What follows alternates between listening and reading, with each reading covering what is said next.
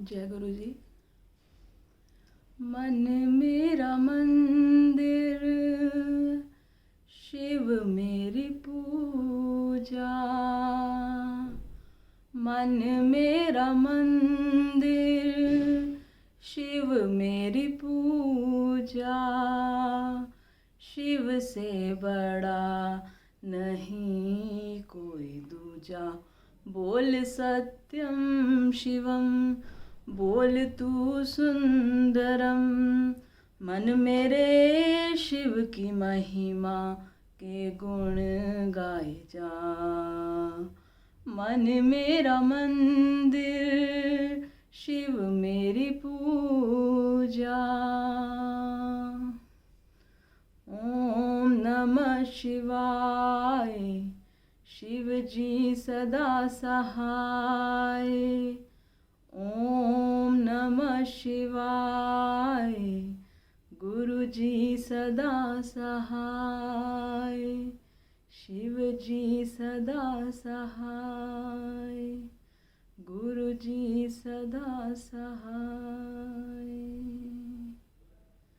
जय गुरु जी।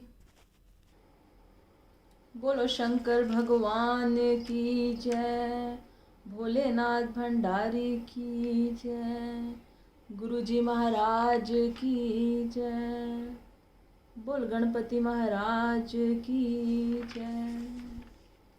संगत जी, कल हमने द्वितीय अध्याय का श्रवण किया था, जिसमें बताया गया था साध्य साधन आदि का विचार तथा श्रवण, कीर्तन और मनन, इन तीनों साधनों की श्रेष्ठता का प्रतिपादन, इन तीनों साधनों का महत्व बताया गया था। और पिछले अध्याय में हमने अंत में श्रवण किया था, ऋषि बोले सूत जी, श्रवण आदि 3 साधनों को आपने मुक्ति का उपाय बताया है, किंतु जो श्रवण आदि तीनों साधनों में असमर्थ हो, जो सुन भी ना सके और पढ़ भी ना सके, वह मनुष्य किस उपाय का अवलंबन करके मुक्त हो सकता है? किस साधन भूत कर्म के द्वारा बिना यत्न के ही मोक्ष मिल सकता है? तो ये पिछले अध्याय में ऋषि ने सूत जी से पूछा था। और आज हम अध्याय तृतीय और चतुर्थ 2 अध्याय एक साथ दिए हुए हैं संगत जी। आज हम इसका श्रवण करेंगे, तो शुरू करते हैं। बोलो शंकर भगवान की जय। भगवान शिव के लिंग एवं साकार विग्रह की पूजा के रहस्य तथा महत्व का वर्णन। सूत जी कहते हैं, शौनक, जो श्रवण, कीर्तन और मनन इन तीनों साधनों के अनुष्ठान में समर्थ ना हो, वह भगवान शंकर के लिंग एवं मूर्ति की स्थापना करके नित्य उसकी पूजा करे तो संसार सागर से पार हो सकता है। वंचना अथवा छल न करते हुए अपनी शक्ति के अनुसार धन राशि ले जाए और उसे शिवलिंग अथवा शिव मूर्ति की सेवा के लिए अर्पित कर दे। साथ ही निरंतर उस लिंग एवं मूर्ति की पूजा भी करे। उसके लिए भक्ति भाव से मंडप, गोपुर, तीर्थ, मठ एवं क्षेत्र की स्थापना करे तथा उत्सव रचाए। वस्त्र, गंध, पुष्प, धूप, दीप तथा पुआ और शाक आदि व्यंजनों से युक्त भांति भांति के भक्ष्य भोजन अन्न नैवेद्य के रूप में समर्पित करे। छत्र, ध्वजा, व्यंजन, चामर तथा अन्य अंगों सहित राजोपचार की भांति सब समान भगवान शिव के लिंग एवं मूर्ति को चढ़ाए। प्रदक्षिणा, नमस्कार तथा यथाशक्ति जप करे। आवाहन से लेकर विसर्जन तक सारा कार्य प्रतिदिन भक्ति भाव से संपन्न करे। इस प्रकार शिवलिंग अथवा शिव मूर्ति में भगवान शंकर की पूजा करने वाला पुरुष श्रवण आदि साधनों का अनुष्ठान न करे तो भी भगवान शिव की प्रसन्नता से सिद्धि प्राप्त कर लेता है। बोलो शंकर भगवान की जय। पहले के बहुत से महात्मा पुरुष लिंग तथा शिव मूर्ति की पूजा करने मात्र से भव बंधन से मुक्त हो चुके हैं। ऋषियों ने पूछा, मूर्ति में ही सर्वत्र देवताओं की पूजा होती है, परंतु भगवान शिव की पूजा सब जगह मूर्ति में और लिंग में भी क्यों की जाती है? सूत जी ने कहा, मुनीश्वरों, तुम्हारा यह प्रश्न तो बड़ा ही पवित्र और अत्यंत अद्भुत है। इस विषय में महादेव जी ही वक्ता हो सकते हैं। दूसरा कोई पुरुष कभी और कहीं भी इसका प्रतिपादन नहीं कर सकता। इस प्रश्न के समाधान के लिए भगवान शिव ने जो कुछ कहा है और उसे मैंने गुरु जी के मुख से जिस प्रकार सुना है, उसी तरह क्रमशः वर्णन करूंगा।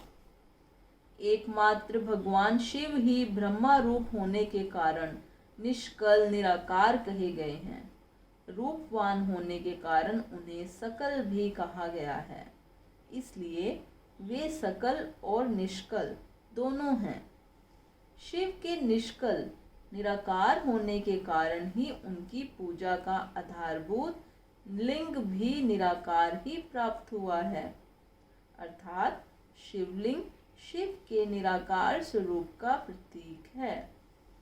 इसी तरह शिव के सकल या साकार होने के कारण उनकी पूजा का आधारभूत विग्रह साकार प्राप्त होता है, अर्थात शिव का साकार विग्रह उनके साकार स्वरूप का प्रतीक होता है। सकल और अकल समस्त अंग आकार सहित साकार और अंग आकार से सर्वथा रहित निराकार रूप से होने से ही वे ब्रह्म शब्द से कहे जाने वाले परमात्मा हैं। यही कारण है कि सब लोग लिंग और मूर्ति दोनों में ही सदा भगवान शिव जी की पूजा करते हैं। शिव से भिन्न जो दूसरे दूसरे देवता हैं, वे साक्षात ब्रह्म नहीं हैं। इसलिए कहीं भी उनके लिए निराकार लिंग नहीं उपलब्ध है। पूर्व काल में बुद्धिमान ब्रह्मपुत्र सनत कुमार मुनि ने मंदराचल पर नंदिकेश्वर से इसी प्रकार का प्रश्न किया था। सनत कुमार बोले, भगवान, शिव से भिन्न जो देवता हैं, उन सबकी पूजा के लिए सर्वत्र प्राय मूर्ति मात्र ही अधिक संख्या में देखा और सुना जाता है। केवल भगवान शिव की ही पूजा में लिंग और वेर दोनों का उपयोग देखने में आता है। अतः कल्याण में नंदिकेश्वर इस विषय में जो तत्व की बात हो उसे मुझे इस प्रकार बताइए, जिससे अच्छी तरह समझ में आ जाए। नंदिकेश्वर ने कहा, निष्पाप ब्रह्म कुमार, आपके इस प्रश्न का हम जैसे लोगों के द्वारा कोई उत्तर नहीं दिया जा सकता, क्योंकि यह गोपनीय विषय है और लिंग साक्षात ब्रह्मा का प्रतीक है। तथापि आप शिव भक्त हैं, इसलिए इस विषय में भगवान शिव ने जो कुछ बताया है उसे ही आपके समक्ष कहता हूँ।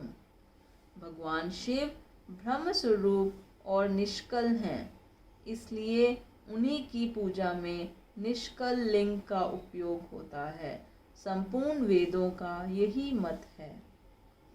सनत कुमार बोले, महाभाग योगींद्र, आपके भगवान शिव तथा दूसरे देवताओं के पूजन में लिंग और वेर के प्रचार का जो रहस्य विभाग पूर्वक बताया है, यह यथार्थ है। इसलिए लिंग और वेर की आदि उत्पत्ति का जो उत्तम वृतांत है, उसी को मैं इस समय सुनना चाहता हूँ। लिंग के प्रकटे का रहस्य सूचित करने वाला प्रसंग मुझे सुनाइए। इसके उत्तर में नंदिकेश्वर ने भगवान महादेव के निष्कल स्वरूप लिंग के आविर्भाव का प्रसंग सुनाना आरंभ किया।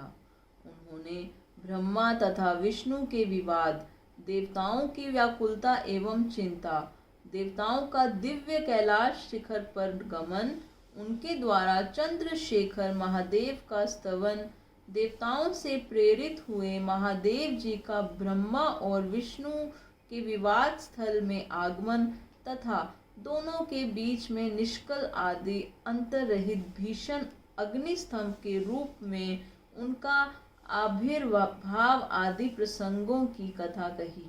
तदनंतर श्री ब्रह्मा और विष्णु दोनों के द्वारा उस ज्योतिर्मय स्तंभ की ऊंचाई और गहराई का थाह लेने की चेष्टा एवं केतकी पुष्प के शाप वरदान आदि के प्रसंग भी सुनाए। बोलो शंकर भगवान की जय। कर्पूर गौरम करुणावतारम संसार सारम भुजगेन्द्रहारम सदा वसंतं हृदयारविन्दे भवं भवानी सहितं नमामि। भवं भवानी सहितं नमामि। जय गुरु जी। जय गुरु जी। संगत जी, आज का हमारा अध्याय यहीं पर संपन्न होता है। आशा करती हूँ आप पूर्ण रूप से आनंद ले रहे होंगे, और अगर मेरे से भूल चूक हो रही हो या मेरे पढ़ने में कुछ कमी हो तो कृपया करके मुझे आप कमेंट बॉक्स में सुझाव दें, जिसको मैं ज़रूर पढ़ूंगी और उसको ठीक करने की पूरी कोशिश करूंगी। और मैं चाहती हूँ कि आप मुझे सुझाव दें ताकि मेरे को पता चले मैं क्या गलत कर रही हूँ। अगर मैं कुछ गलत कर रही हूँ तो मैं ज़रूर उसको सुधारूंगी। संगत जी, बहुत बहुत धन्यवाद अपना कीमती समय देने के लिए। बहुत बहुत धन्यवाद। जय गुरु जी।